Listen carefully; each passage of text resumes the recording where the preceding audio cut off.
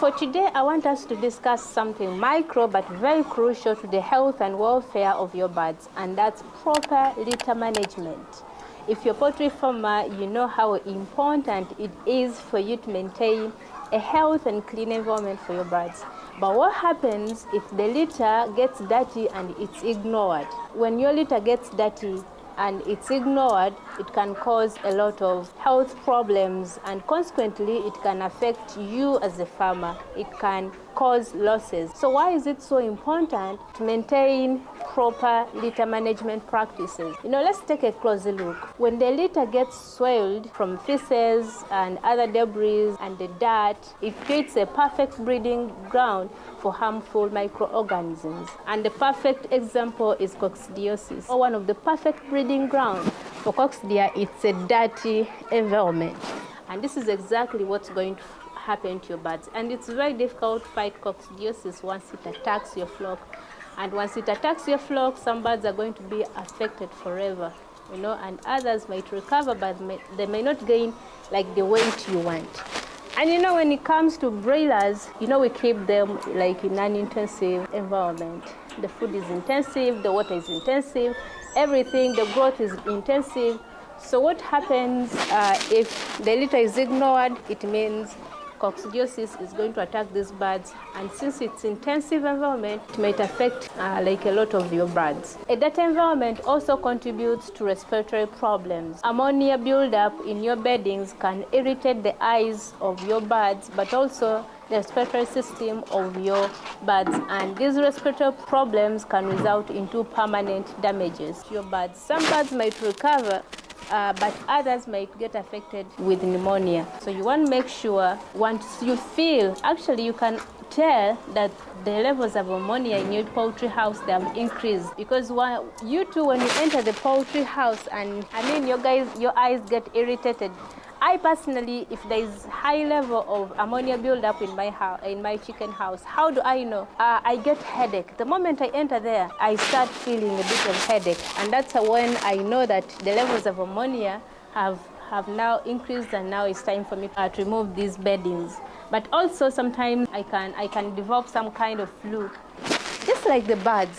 So how you feel inside the chicken house, it's exactly how your birds are feeling. So to avoid respiratory problems in your chicken house, you want to make sure that you're managing your litter properly. So what causes litter to get dirty in the first place? Of course, the number one culprit is overcrowding. There is a saying amongst the farmers of the broiler farmers, they have a belief that if you put your birds so close together, they'll gain weight. If you don't crowd them, then they will not gain weight. And in the end, we're going to have like the litter which is getting dirty most of the time.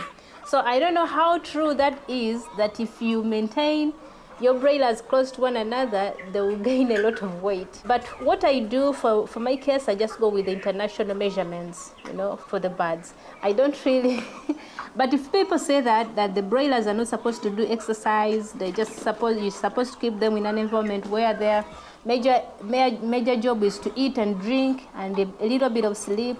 Some even don't put off the lights for these birds, but for my case, I told you I do. So that's one of the causes.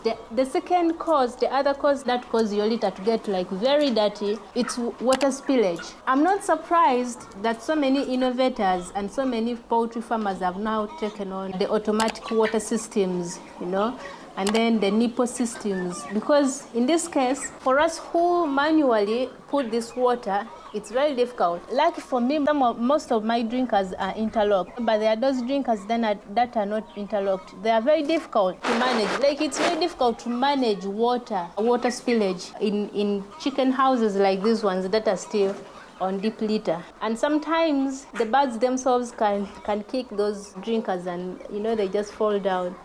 And of course, when they fall down, the water is going to pour.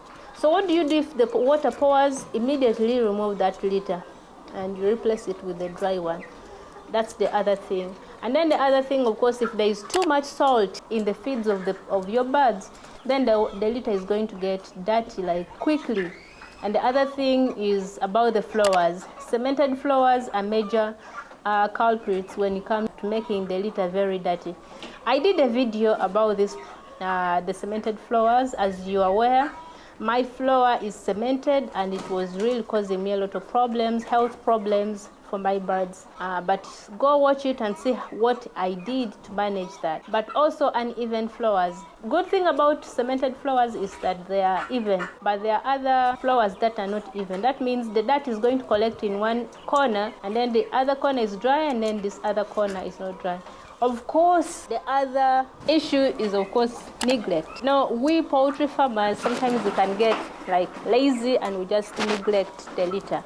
We don't take care of it, and in the end, it just gets dirty. So if you don't manage your litter properly for your birds, there's going to be a lot of consequences, and you're going to make losses because it's going to start with the health of your birds. I'm not saying that if you manage your litter properly, your birds are not going to get sick. They'll get sick. Like someone was commenting on my video, that person said that was like cement wasn't the cause for the diseases that were affecting my bird. You know, that was because for her or him, they were using cage system. So I'm not saying that if you manage your litter properly, the birds won't get sick, but I'm just saying that you would have prevented some issues that may result from the beddings. Okay, the other thing that actually causes litter to get dirty is poor quality litter. I don't know which one is the good quality, but people make a few recommendations. They believe coffee hussicks are the best, for the flowers. And then, of course, we have wood shavings, we have sawdust, we have rice hussicks.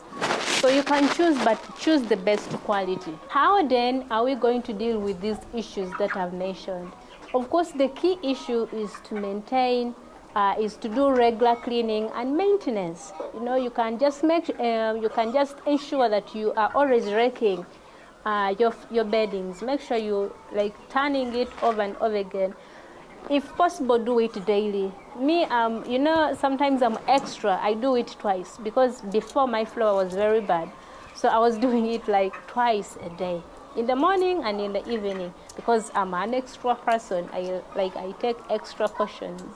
So make sure you are raking. Don't get lazy and don't be neglectful. Don't neglect your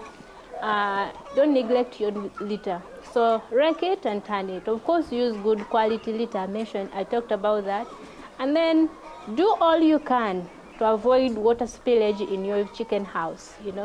Some people are taking on the automated systems, but if you can't afford that now, just make sure, for example, in my first batch, I was using only one brick to place on my drinkers. So what I did to provide an even bed for the drinkers, I put 2 bricks, and this is a bit stable. And the other thing, I make sure if I'm ending the day, I make sure these drinkers are full, so that even when these guys just come and try to rub against these drinkers, they will not fall down. So just be careful. Customize your chicken house. Don't do the general. When it comes to chicken farming or poultry farming, everything is individual specific. So do what is easy for you to avoid all the necessary problems. So just make sure you're avoiding water spillage. Do all you can to avoid it. I know you're smart enough to know what you're supposed to do.